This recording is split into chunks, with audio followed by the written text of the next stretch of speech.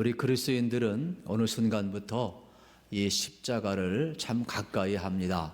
그래서 목걸이도 하고 또 어떻게 보면은 반지도 하고 또 넥타이 핀도 하고 또 저 같은 경우는 이제 차에다가 십자가를 걸어 놓기도 합니다. 그런데 원래 이 십자가는 여러분 로마에서 죄인들을 처형할 때 사용되었던 도구가 되겠습니다. 그러니까 무서운 거예요. 아주 끔찍한 것이 되겠습니다. 아마 이 십자가 그대로 이 의미를 알았다면 아무도 아마 장식품으로 하지 않았을 거예요.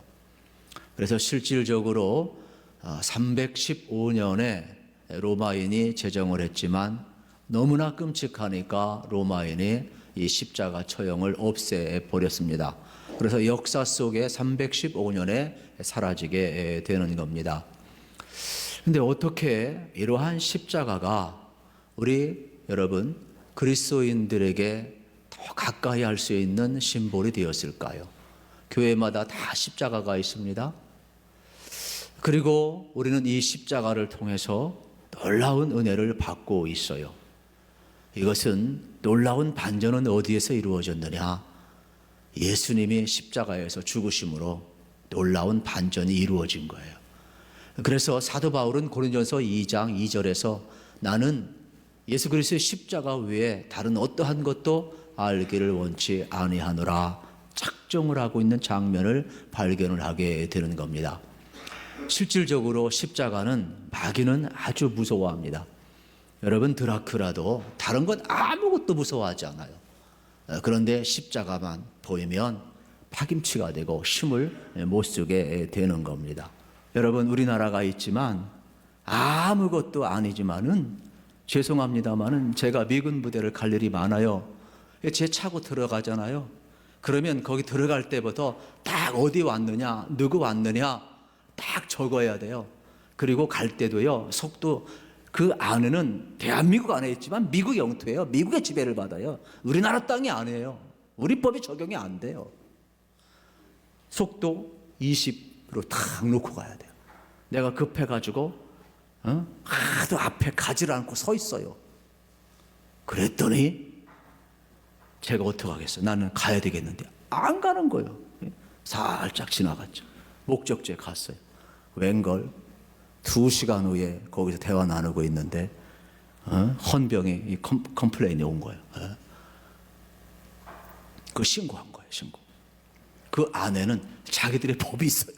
아무것도 아니고 우리는 당연히 가야 되는데 거기는 자기 지나쳤다고 기분 나쁘다는 거예요. 한국 사람이 지나쳤다 이거지. 아무것도 아니지만요. 대한민국 안에 있지만 미군 부대 안은요. 그다 통치를 받는 거예요. 하물며 주의 전이 여러분 누구의 통치를 받아야 되는 거예요? 속수무책인 세상에 살고 있어요. 이 영역을 함부로 침범하는 게 아니에요. 그래서 오늘 우리가 교회가 뭔지 좀 알았으면 좋겠어요. 그리고 우리가 이 땅을 살아가면서 교회의 주인은 우리 주님이기 때문에 여러분 주님이 영광 받고 교회의 본질은 여러분 하나님을 예배하고 우리가 정말로 이 귀한 곳에서 하나님께 영광 돌려야 될 줄로 믿습니다. 만약에 이것이 없다면 교회 존재할 이유가 없는 거예요. 이건 어느 누구도 제한할 수가 없는 거예요. 신앙생활을 하면서 우리가 진리에 대해서 너무나 모르기 때문에 마치 세상의 기준에 타협하는 것이 상식인 것처럼 전락해버리는 그리스도인들이 너무 많아요. 악은 폭격이 너무 많아. 우리끼리 너무 논쟁을 하고 있어요. 우리는 다시 한번 하나님의 말씀으로 돌아가고 교회가 무엇인지를 알고 예배가 무엇인지를 알고 우리의 신앙의 길을 어떻게 살아가야 되는지 이 위기의 시대에 어떻게 돌파하고 나가야 되는지 다시 한번 성경적인 기준을 세울 필요가 있는 거예요. 그리고 교회는 현재적이면서 미래적이고 종말적이에요. 현재적이라는 말은 초림주 예수님의 오심으로 말미암아 우리를 구원하시고 성령의 도우심으로 말미암아 하나님의 잘된 권세를 가지고 살게 하셨으니까 우리가 주님 다시 오시는 그날까지 이 땅에서 여러분 하나님의 다스림과 또 예배하면서 하나님 나라 백성으로 살아가는 현재적 교회가 있고, 재림주로 오실 때 예수님께서 영원히 우리를 통치하실 종말론적인 교회론을 가지고 우리가 살아가고 있다는 사실이에요. 그렇다면 현재적 교회 속에서는 수많은 세속과 또 하나님의 말씀과 충돌되는 부분이 많이 일어날 수밖에 없을 것입니다. 그럼에도 불구하고 교회 공동체라는 것은 우리가 분명히 기억을 해야만 합니다. 어떠한 경우도 우리나라 헌법에 예배를 방해할 수가 없어요. 어느 누구도 예배를 중단하거나 방해할 수가 없어요. 이게 기본적인 헌법의 정신이에요. 성경도 그렇고 헌법도 그렇고, 특별히 짐 테스터와 스티브 스미스가 쓴 교회 다음이라는 책에 보면 교회다운 교회는 두 가지가 있는데, 하나는 여러분 복음이 선포되는 교회, 또 하나는 특별히 여러분 복음의 공동체를 이루는 곳이라고 이야기를 했습니다. 이 말씀은 교회라는 것은 복음이 있어야 되고 공동체라는 거예요. 공교회라는 거예요. 개별적으로 흩어져 드리는 게 아니라는 거예요. 교회를 명확하게 이야기하고 있는 거예요. 그런데 오늘날 마치 흩어지고 개별적으로 드려도 되는 것 같은 그러한 뉘앙스와 그런 흐름을 가는 것은 아주 비본질적인 것입니다. 그건 상황론이에요. 예배는 교회의 생명이에요. 교회는 예수를 주로 고백한 성도들의 공동체예요. 신앙은 공동체 속에서 살아가는 것이 신앙이에요. 그래서 하나님과 맺은 언약 백성으로 살아가는 것이지, 하나님과 맺은 언약, 여러분 세상 모임하고 다른 거예요. 우리가 예배를 버리고 세상의 능력으로 채운다, 그건 그리스도인이 아니고 교회가 아니에요. 교회는 세상의 능력으로 채우는 것이 아니에요. 십자가의 능력으로 채우는 것이고 복음으로 채우는 것이고, 교회는 예배로 채우는 것이지. 우리가 정말로 붙들고 자랑해야 될 것, 십자가라는 사실이에요. 그런데 고린도 교회는 어려움이 두 가지가 있었어요. 하나는 구성인 가운데 유대인들이 있었고 그리스 사람이 있었는데, 이 사람들이 복음을 듣고 획가닥 하는 거예요. 왜냐하면 유대 사람들은 표적이 좀 일어나야 정말로 하나님으로부터 온 선지자든지 구원자든지 어떻게 보면 능력 있다고 생각을 하는데, 또 그리스 사람들은 아주 그 철학의 원산지처럼 이 사고, 이성, 철학적으로 나름대로 어떤 영적인 지식의 신비함이 있어야 좀 나름대로 능력 있다고 생각을 해요. 그런데 십자가의 복음을 전하니까 어떻게 십자가에 못 박힌 저 예수가 우리가 기다리는 그리스도가 될 수 있을까? 그리스도라는 것은 여러분 기름 부은 받은 자, 메시아라는 뜻이잖아요. 그러면 어떻게 생각이 이해가 안 되는 거예요. 또 신비한 지적 영역을 가지고 신비한 것이 능력이라고 생각하고 있는 이러한 철학적인 지적인 사고를 가지고 있는 그리스도 사람에게는 어떻게 십자가에 못 박힌 예수 그리스도가 우리의 구원자가 될 수 있을까? 이게 걸림돌이 되는 거예요. 그런데 바울이 누굽니까? 여러분, 바울은 대단한 사람이잖아요. 학문이나 실력이나 그 당시 로마 시민권뿐만 아니라 그가 가지고 있는 배경은요, 스펙은 상상을 초월할 정도로 탑 오브 탑이에요. 최고예요. 그런데 이러한 사람이 나는 예수 그리스도의 십자가 외에는 알지를 않기로 작정을 하는 거예요. 다른 걸 다 배설물처럼 내려놓아요. 그러면서 뭐라고 이야기하느냐 하면, 십자가는 멸망하는 사람들에겐 미련한 것처럼 보이지만은 구원하는 우리에게는 하나님의 능력이라 이야기를 하는 거예요.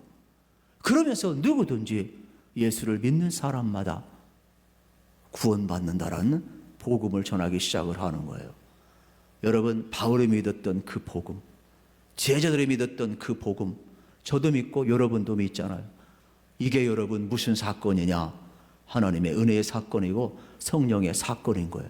그래서 바울은 자기가 아덴에서 정말로 기적이나 표적이나 그리고 철학적으로 이성적으로 설득적으로 논리적으로 과학적으로 합리적으로 수없이 복음을 전했지만은 이게 사람들이 오히려 더 믿지를 않는 거예요. 그래서 복음의 열매가 없어요. 그래서 아덴의 실패를 경험하고 나서 바울은 철저하게 십자가만의 능력이고 십자가만의 구원이고 십자가만의 생명임을 그가 경험을 하면서 예수 그리스도의 십자가 외에는 내가 결코 어떤 것도 전하지 않고 자랑하지 않으랴 다 내려놔 버려요. 그리고 고린도 교회에 가서 이 복음을 증언하게 되는데, 이렇게 선입견을 가지고 있던 유대인들이 성령이 임하니까 예수를 믿기 시작하고, 여러분 헬라의 철학 사상에 믿들고 어떤 신비한 지적 영역을 능력이라고 보았던 그리스도 사람도 성령이 임하기를 시작하니까 예수 그리스도를 믿기를 시작을 하게 되는 거예요.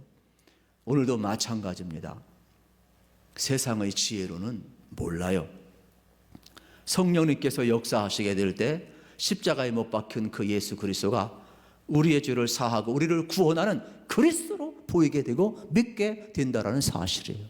그렇다면 이 은총을 받은 우리가 여러분 하나님께 영광을 돌릴 수밖에 없는 사실 아니겠습니까? 얼마나 큰 은총 속에 우리가 살고 있는지 모릅니다.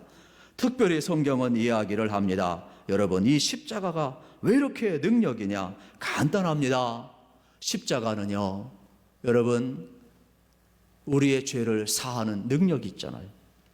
그리고 그 십자가에는 하나님이 독생자를 내어주시기까지 우리를 사랑한 그 사랑의 흔적이 있잖아요. 십자가는요, 저주받은 우리의 인생을 구원하셔서 천국 백성 삼으신 그 능력이 있잖아요.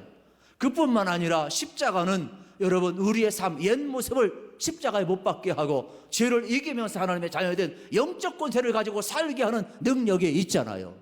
그러니까 십자가가 여러분 오늘 우리의 삶 속에는 능력이 되는 거예요. 제가 묻습니다. 여러분, 예수님이 여러분의 구주인 걸 믿으시죠? 여러분, 십자가를 통하여 하나님의 사랑이 나타나는 걸 믿으시죠? 여러분, 지신 받은 것을 믿으시죠? 여러분, 이제 여러분 안에 예수 그리스도가 계시기 때문에 이제 로도십 예수님의 주권을 이양시켜드리고 여러분 주님의 다스림 가운데 살아갈 때 우리의 옛 모습은 사라지고 얼마든지 주님 닮아가며 죄와 싸워 영적 싸움에서 이겨갈 수가 있는 거예요. 이게 십자가의 능력이고 성령의 도움이에요. 그런데 세상의 지혜로 여러분 어떻게 하나님이 인간이셨다는 것을 믿을 수 있겠어요? 어떻게 여러분 세상의 지혜로 십자가에서 인류의 죄를 씻어다는 것을 어떻게 믿겠느냐 이 말이에요. 어떻게 예수를 믿으면 하나님의 자녀가 되는 걸 세상의 죄로 어떻게 믿을 수 있느냐 이 말이에요. 우리 인간은 약하고 육신의 적 안목에 이생의 자랑이 있는데 어떻게 죄를 안 짓고 죄를 이기며 살 수 있는 것을 세상의 죄로 믿을 수 있느냐 이 말이에요. 세상의 죄로는 믿을 수 없게 성령님께서는 하나님께서는 십자가의 지혜로 세상의 지혜를 패하셨다. 이게 19절부터 설명이 들어가는 거예요. 그렇다면 오늘 우리도 마찬가지. 십자가가 하나님의 사랑이고 십자가가 여러분 능력이고 십자가에 나타난 이 하나님의 구속의 원리를 우리가 믿을 수 있다면 이것은 전적인 하늘의 지혜요. 여러분 하늘 아버지가 베드로만 알게 한 게 아니에요. 우리도 알게 하고 믿게 하고 얼마나 큰 은총인가를 성경은 이야기하고 있는 겁니다. 그래서 19절을 다시 보면 여러분 내가 지혜로운 자들의 지혜를 멸하고 총명한 자들의 총명을 패할 것이다 그랬어요. 왜요? 세상의 지혜는요 여러분 딴 게 안에 자기가 잘났다라는 거예요. 자기가 옳다라는 거예요. 그래서 세상의 지혜는 여러분 전부 다 여러분 내가 더 강하다라는 겁니다. 약육강식이에요. 권력자의 논리예요. 그래서 돈 많은 사람이 정의이고 힘 있는 사람이 정의이고 억울하면 출세하라는 거, 억울하면 돈 벌라는 거예요. 거기에는 공의가 없어요. 거기엔 사랑과 용서와 관용이 없어요. 힘에 놀래요. 안 되면 행정명령 내리면 끝나는 거예요. 여러분 잘 생각해 보세요. 이게 세상의 가치 기준이에요. 세상의 지혜예요.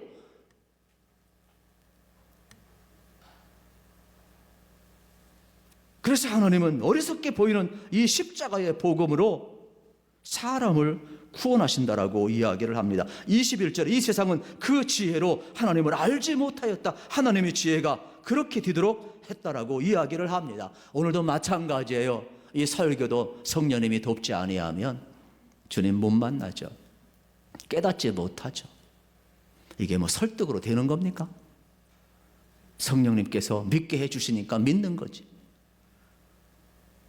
유대 사람들은 바다가 갈라지고 죽을 병이 나아야 하나님이 역사한다고 생각을 했고, 그리스 사람들은 신비한 지적 영역의 비밀을 알아야 구원받는다고 생각해. 지식이 곧 구원이라고 생각을 한 거예요. 철학이 곧 구원이라고 생각을 한 거예요. 이러한 자들에게 예수 그리스도의 십자가는 뭐예요? 하나님이 사랑했다라는 거예요. 우리 죄를 용서했다라는 거예요. 믿기만 하라는 거예요. 그러니 그게 쉽게 받아들여지겠느냐 이 말이에요. 여러분, 십자가는 하나님의 사랑이 있고, 십자가는 하나님의 능력이 있고, 십자가는 우리에게 영원한 생명을 주는 여러분 주님의 귀한 사건임을 꼭 믿으시기를 축복합니다.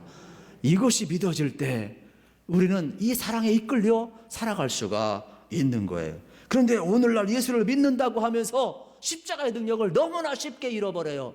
부활의 영광은 그토록 갈망하면서, 세상의 성공은 그토록 갈망하면서, 평안과 안녕과 건강은 그토록 갈망하면서 마땅히 걸어가야 할 그리스도의 십자가의 길.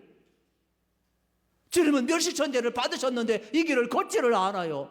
세상의 교묘한 말 앞에 우리는 세상의 비난을 두려워하면서 십자가의 길을 걷는 자들을 우리 스스로 비난하고 있으니 얼마나 이게 잘못된 죄예요. 어느 누구도 외치지 아니하고, 어느 누구도 이 시대를 깨우려고 하지 아니하고 편성하려고만 하니 얼마나 여러분 안타깝겠어요. 저는 그러다 보니까 저 제주도의 이양 집사 같은, 좀 표현이 좀 극단적이지만 예수님 말씀으로 다 벙어리가 되고 말하지 아니하니까 돌들이 소리를 치는 세상이 되어버리는 거예요. 오늘 우리가 이 시대를 살아가면서 정말로 하나님의 살아계심을 믿는다면 우리 주님 가신 길 걸어가야 되지 않겠느냐 이 말이에요. 저는 그래서 오늘 여러분들이 두 가지 고백을 했으면 좋겠어요. 성경 말씀 그대로 고백했으면 좋겠습니다. 한번 고백합시다. 십자가는 구원의 도입니다. 여러분, 차를 마실 때는 차도가 있는 거예요. 저도 그래서 건강 생각을 해서 이 좀 다도문화, 차문화를 좀 익히기 위해서 노력을 하는데 시간상 참 잘 안 돼요. 저도 좀 도움을 받아서 이렇게 차도 사다 놓고 또 이제 여러 가지 제 나름대로 애쓰고 있는데 다 이게 이 차도가 다 있더라고. 저도 바둑을 조금 좋아하는데 이 바둑도요 다 길이 있어요. 기도가 있어요. 다 포석을 깔아야 되고 다 있어요. 저도 아마추어지만은 다 이 기도가 있는 거예요. 요즘 여러분 이 셰프들이 참 인기가 많은데 이 음식도요 다 이게 식도가 있는 거라고. 다 길이 있는 거예요. 구원에도요 구원의 도가 다 있는 거예요. 구원이 뭐냐? 십자가의 도예요. 십자가의 도가 뭐냐? 말씀 진리라는 거예요. 그게 뭐냐? 십자가에 하나님의 말씀이 있는데 그게 뭐냐? 하나님이 우리 사랑했다라는 거예요. 십자가는 뭐냐? 하나님의 사랑이라는 거예요. 이 아가페스, 어떻게 보게 되면 이 로고스, 하나님의 말씀이 육신인데 우리 가운데 거하셨는데 말씀이 육신 그 예수 그리스도가 그 하나님이 십자가에 달려있다 이 말이에요. 그걸 믿는 자, 십자가의 도를 믿는 자, 십자가에 말씀이 육신이 된 하나님이 거기에 달리셨는데 우리의 죄를 다 담당하시고 우리의 죄를 다 씻어주셨는데 그것을 믿는 자, 그 믿는 믿음이 우리를 구원한다라는 거예요. 인간의 어떤 행위가 아니에요. 표적과 이적이 아니고 어떠한 여러분 유대인이나 헬라인이나 어떤 표적이나 여러분 지식이 아니라는 거예요. 인간의 행위가 구원이 아니라는 거예요. 십자가의 구원의 도라는 것은 다른 게 아니에요. 하나님 우리를 사랑하셔서 예수님을 보내주시고 말씀이 육신이 되어 우리 가운데 오신 그 예수가 십자가에 달려 죽으셨는데 그 예수를 믿는 사람마다 죄사함 받고 구원받는, 이게 구원의 도예요. 우리는 십자가, 여러분 구원의 도인 줄로 믿습니다. 이 고백이 여러분 날마다 이루어지기를 축복합니다. 그리고 또 하나는 이 십자가의 구원의 도는 여러분 우리 신자를 영광으로 이끄는 하나님의 지혜가 있음을 여러분 알았으면 좋겠어요. 교회 초신자들 왔을 때 신앙생활하기 참 어렵습니다. 왜냐하면 영을 바꿨기 때문에 그렇습니다. 우상을 섬기다가 예수를 안 믿다가 예수를 주로 고백하고 우리가 5주간 교육을 받고 또 세가족 교구에 편성이 되어서 신앙생활을 하다 보면 주일날 교회 못 오도록 방해하는 게 많아요. 영적으로, 육적으로, 관계적으로 어려운 일이 많아요. 물질적으로 또 육신의 건강적으로도 여러분 많은 태클이 많이 들어와요. 그러할 때 여러분 우리 교육자들과 또 구역에 또 관계된 모든 분들이 협력을 하고 인도자로 협력을 해서 그 사람을 많이 도와 영적인 싸움에서 이길 수 있도록 도와야 돼요. 그래서 성장을 하고 그 모든 영적인 싸움을 이기는 거예요. 마치 목회자가 돕고 구역장이 돕고 옆에서 인도한 사람이 도와서 이기는 것처럼 우리 그리스도인들도 마찬가지예요. 예수를 주로 고백하고 십자가의 능력 가운데 살아가지만은 영적인 싸움을 날마다 해야 하는 거예요. 마귀가 태클을 돌아요. 그러나 우리가 영적인 싸움을 하고 세상이 우리를 공격을 하고 힘들고 어렵고 그리스도인으로 살아가며 정체성을 드러내는데 힘드는 시대이지만은 성령님이 도와준다는 걸 알아야 돼요. 그리스도인들은요, 나약한 존재 같지만 나약하지 않아요. 보이지 않는 하나님의 영이 예수님을 위해서 선교까지 할 수 있는 그리스도인들이 얼마나 강한 사람들인데, 그렇게 그리스도인들이 나약해 빠진 사람들이 아니라는 걸 알아야 돼요. 성령님이 도와주는 거예요. 저는 여러분들이 영적인 싸움에서 이기시기를 축복합니다. 우리가 철저하게 이 영적인 싸움에서 이겨야 되는 거예요. 그래서 하나님이 도와주시고 우리 주님이 가신 그 길 우리도 갔으면 좋겠어요. 그리고 여러분이 가려고는 그 십자가의 길에 부활의 영광이 있음을 여러분 언제나 소망 가운데 바라보시고, 오늘 우리의 삶의 현실이 아무리 힘들고 어려워도 환난 가운데 있으면 인내하시고, 인내는 연단은 소망을 이룬다 그랬습니다. 우리 잘 견디시고 인내하시고 소망의 삶을 여러분 거기로 나가기를 우리 주님의 이름으로 축복합니다.